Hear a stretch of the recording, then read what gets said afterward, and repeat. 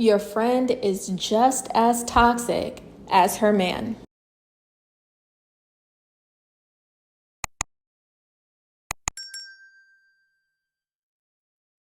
Now, this one right here, this video right here, my goodness. Now, I want to preface this one with this. You all have heard me talk about my preference. You know, if I am to establish a friend group, it will always be a friend group of women rather than men, just because I feel like women get each other, right?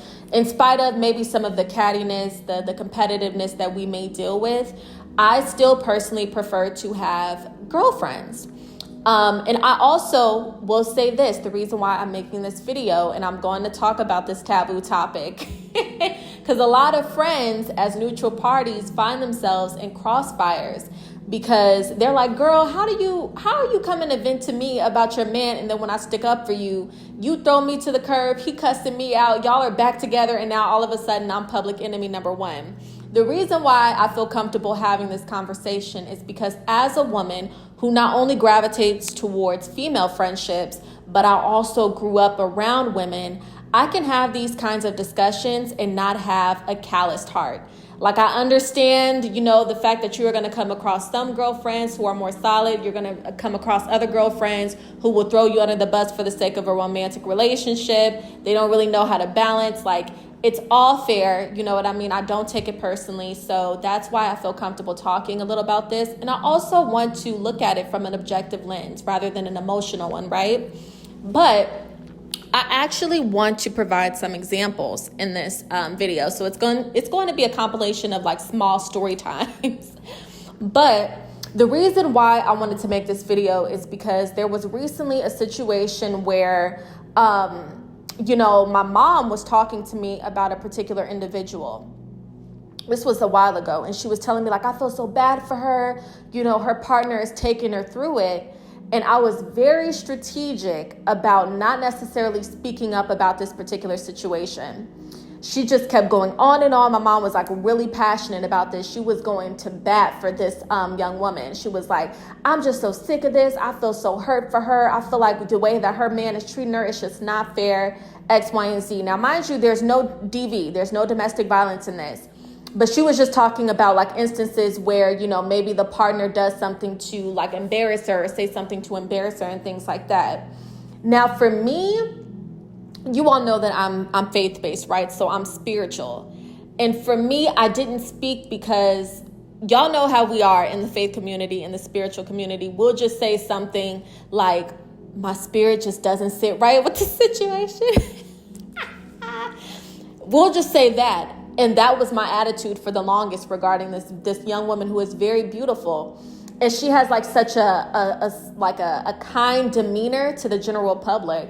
But I was like, I'm just quiet. I feel like I got to vet this one out for it some time. So I was letting my mom go on. And of course, I didn't like interject. I didn't, you know, completely go against her points. I was just listening, right? I wanted to remain as neutral as possible as we were having a conversation. But lo and behold, as time went on, my mother ended up finding out that this young woman was actually ripping all of her friends to shreds with her man. Behind closed doors, I mean, gossiping about them. Like, it came back around to everyone that this woman was actually the culprit for bringing a lot of the friend group tea to her man so that her and her man can trauma bond over their friends being so much worse than them. And they don't really have a stable foundation themselves. That's why they'll fight like cats and dogs unless they're bonding over drama. And I remember I didn't, you know, say I told you so, but I definitely thought it to myself. I said, I knew it. I knew something spiritually just wasn't right. I had to wait on physical, tangible evidence though. But it also made me think back to a couple of encounters that I've also experienced since grade school. I remember I had a homegirl, and I've talked about this homegirl before on another analysis. And for reference, she looks exactly like Kim Kardashian. Like that's her aesthetic, very beautiful. And we were really close, you guys. We actually we called it like a telepathy thing. We were very spiritually connected to one another. Like if there was an example of kindred spirits, it was me and this homegirl. And we were this close when we were like in like maybe 5th or 6th grade. And we were children, so there were instances where we would make up lies on the spot and our lies would be spot on. We would compare notes and like, girl, you said that. Oh my gosh, I said the same thing. So we would get each other out of a lot of trouble because we were so spiritually in tune with one another. Like literally, I don't think that I've ever had a friendship quite like that one ever again. That was genuinely a kindred spirit connection. But another example of it was this. A lot of the things that ended up happening to her ended up happening to me later on down the line and vice versa. So I think that we were also put in one another's lives as kind of like an example of this is about to happen to you. So prepare, conduct yourself. We were definitely learning from one another. It was a very interesting connection. But I remember she had another friend that she made, and we're not possessive friends at all. We always were open to like, having separate friends, having separate friend groups. And when we would all come together, it would be good energy. So there was this one friend that she had though. And once that friend got a boyfriend, every time like me and my friend would like walk by them in passing, like in the school hallways and things like that, her other friend's man was always taking jabs at her, like openly disrespecting her. And I remember it got to the point to where I got so uncomfortable and I was like, girl, I'm gonna just start walking off, okay? Like I'm gonna go to the water fountain or something and then you can meet me there. Like I couldn't take it anymore.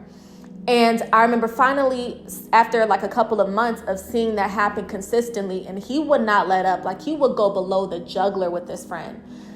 And I was like, do you really think that girl is your friend? And she was like, yeah, like we're absolutely friends. We're absolutely friends. And I'm like, I don't think she's your friend, mama. And she was like, I don't know. I think we are cool. I think it's just him. I think he's just the problem.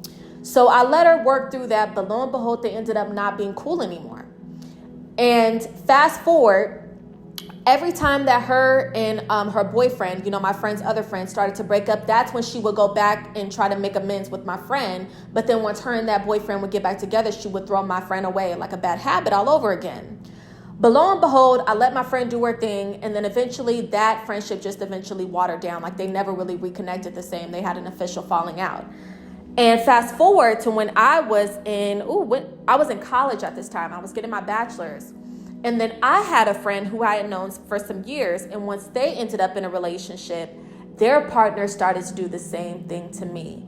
And instantly, because I was exposed to this dynamic with my other friend, I knew that my friend was the culprit for her boyfriend's hostility towards me. Because out of everyone in that friend group, I was the only one who set very firm boundaries with her boyfriend. We did not have contact. We did not exchange information. We were not cool at all. I was just like, girl, that's your man. He could stay all the way over there, girl. So I knew that his hostility towards me was because of bones that she was bringing back to him. And as I stated earlier, this is how a lot of women bond in their relationships, especially if their relationship is hitting a standstill. And I remember that our other friend, she started to experience the same thing, but she was more sensitive about it. I set a firm boundary and I was honest with her, but I don't think that this friend was as objective and as logical as I was. She definitely was more on the sensitive side. She was my sensitive sis. She really was. So she just subjected herself to the mistreatment. Me, I separated myself.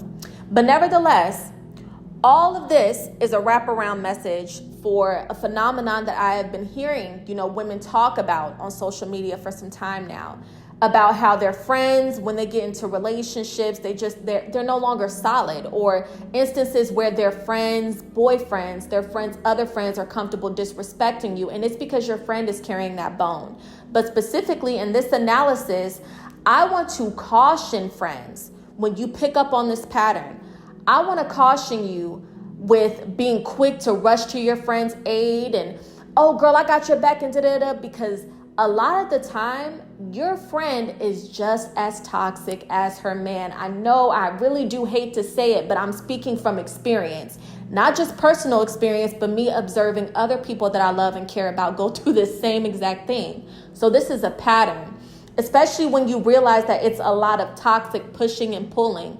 A lot of the time, that friend has established a trauma bond with their partner, and toxicity is the glue that keeps them together.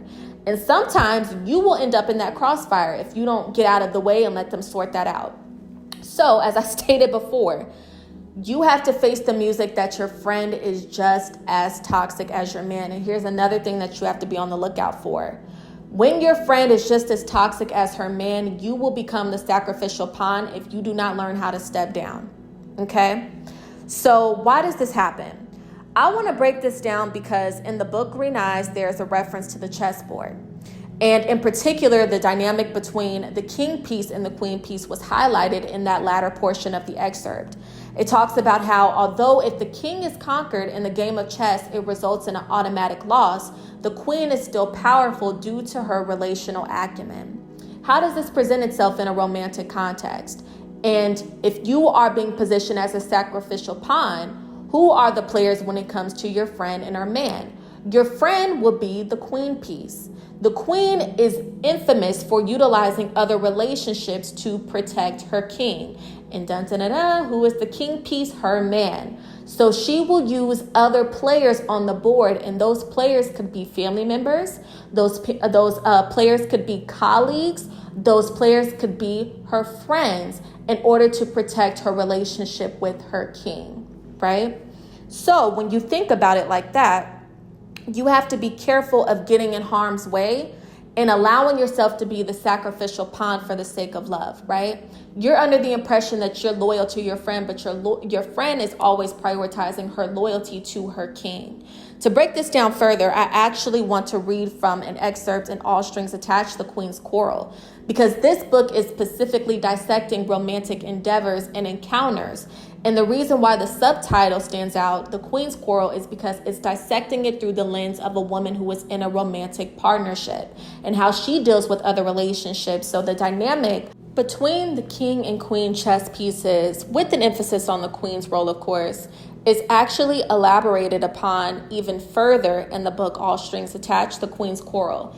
And with the topic that we're discussing today, such as being aware of when the queen, the quote-unquote queen, is just as toxic as the king, I actually want to read from another excerpt in the book All Strings Attached, The Queen's Quarrel, to describe this further. Birds of a feather. Sometimes a person is deceived by a toxic romantic lover. However, there is another harsh reality that has to be addressed. There are also instances where counterproductive romantic relationships are a byproduct of mutual toxicity. Some relationships are established because each party provides a haven for the other's dark tendencies. The roles are assigned based on who is more receptive to displaying and accepting said counterproductive behaviors. This is synonymous with the covert and overt narcissist in a romantic relationship. The displays of victimhood and grandiosity are often an inverted reflection of each party's desire to manipulate and control the other. So in some babes, yes, there are situations where you can mediate.